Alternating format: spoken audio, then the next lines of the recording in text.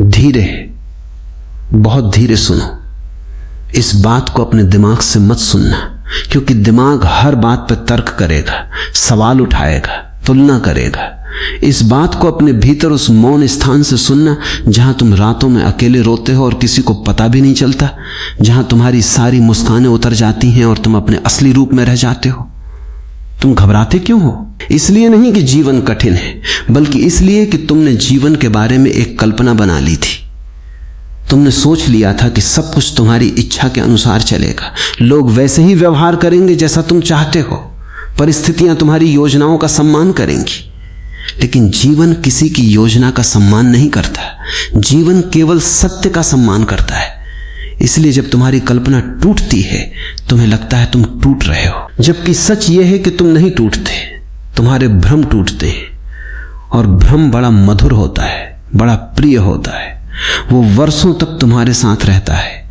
इसलिए जब वो बिखरता है तो केवल आंखों में आंसू नहीं आते, पूरे अस्तित्व में कंपन उठता है। उसी कंपन का नाम घबराहट है। इसलिए मैं कहता हूं, घबराहट बीमारी नहीं है, घबराहट एक निमंत्रण है। जीवन तुम्हें झकझोर कर जगा रहा है, जैसे एक माँ अपने बच्चे को सुबह जगाती है। बच्चा रोता है, नाराज होता है, चादर ओढ़ लेता है क्योंकि उसे नींद प्यारी है, लेकिन माँ जानती है कि अब जागना आवश्यक है। जीवन भी तुम्हारे साथ यही कर रहा है। तुम अभी भी अपने सपनों की नींद में हो और जीवन तुम्हें वास्तविकता की सुबह में बुला रहा है। तुम कहते हो जो होगा अच्छे के लिए होगा, लेकिन भीतर कहीं तुम चुपचाप जोड़ देते हो, अच्छा वही होगा जो मैं चाहता हूं। बस यहीं से संघर्ष शुरू होता है। तुमने जीवन को अपना सेवक समझ लिया है, जबकि जीवन कभी किसी का सेवक नहीं होता, वो तो स्वयं सम्राट है। तुम भविष्य को अपनी मुट्ठी में बंद करना चाहते हो, लेकिन भविष्य हवा है। हवा को पकड़ने की कोशिश करोगे तो हवा नहीं रुकेगी, केवल तुम्हारी मुट्ठी थक जाएगी।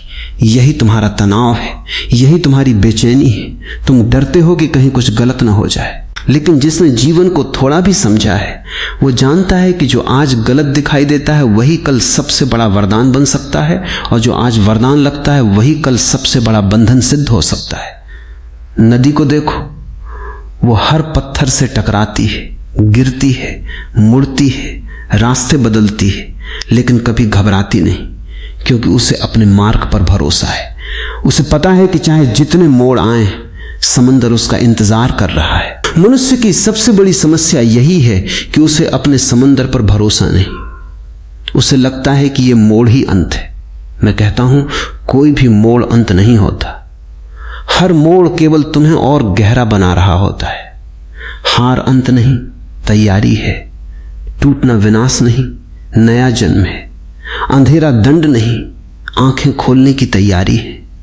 तुम अंधेरे से इसलिए डरते हो क्योंकि तुम्हें उजाले की आदत पड़ गई है। लेकिन याद रखना, बाहर का उजाला केवल वस्तुएं दिखाता है, भीतर का अंधेरा स्वयं को दिखाता है। इसलिए जीवन तुम्हें कभी कभी उस कमरे में ले जाता है जहां कोई दीपक नहीं जल रहा होता, ताकि पहली बार तुम्हारे भीतर का दीपक प्रज्वलित हो सके। तुम्हारे जीवन में जो भी गिर रहा है वो तुम्हें गिराने नहीं आया, वो तुम्हें खाली करने आया है। और खाली होना बहुत बड़ा सौभाग्य है। तुम इतने भर गए हो डर से, यादों से, लोगों की राय से, समाज की अपेक्षाओं से, सफल होने की भूख से, तुलना से, अहंकार से, कि तुम्हारे भीतर तुम्हारे लिए जगह ही नहीं बची। जब जीवन तुमसे कुछ छीनता है तो वो केवल वस्तुएं नहीं छीनता, वो तुम्हारे झूठे सहारे भी छीन लेता है। और झूठे सहारे सबसे खतरनाक होते हैं, क्योंकि वे तुम्हें अपने पैरों पर चलना ही नहीं सिखाते, वे तुम्हें बैसाखियों का आदी बना देते हैं। फिर एक दिन जीवन उन बैसाखियों को तोड़ देता है। तुम गिरते हो, रोते हो, कहते हो सब समाप्त हो गया। लेकिन मैं कहता हूं, उसी दिन पहली बार तुम्हारे पास अपने पैरों पर खड़े होने का अवसर आता है। तुम भगवान से शिकायत करते हो, कहते हो मेरे साथ ही ऐसा क्यों? और मैं कहता हूं, जीवन उन्हीं को तपाता है जिनमें सोना बनने की संभावना होती है। मिट्टी को कोई आग में नहीं डालता, लेकिन सोना बिना आग के कभी सोना नहीं बनता। आग सजा नहीं है, आग शुद्धि है। यदि सोना आग से डर जाए तो वह सदैव साधारण धातु बना रहेगा। तुम भी अपने भीतर सोना लिए बैठे हो, लेकिन आग से भाग रहे हो।